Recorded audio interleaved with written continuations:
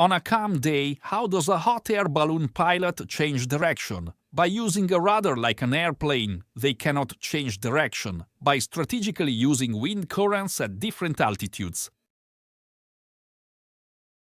By strategically using wind currents at different altitudes.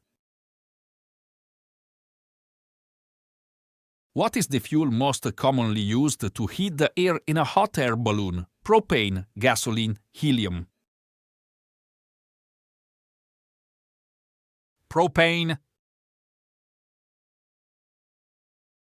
What is the ideal weather condition for a hot air balloon ride? Strong winds and thunderstorms, calm winds and clear skies, very hot and sunny weather.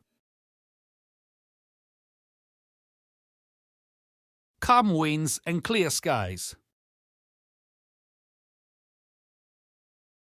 Hot air balloons are primarily used for recreational rides and sightseeing, transportation of people and goods over long distances, military purposes.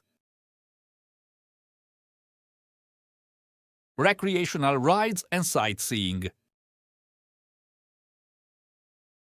What is the term for a group of hot air balloons flying together? A flock, a pod, a cluster. A cluster. Thank you for taking the Christian Cat Corner quiz.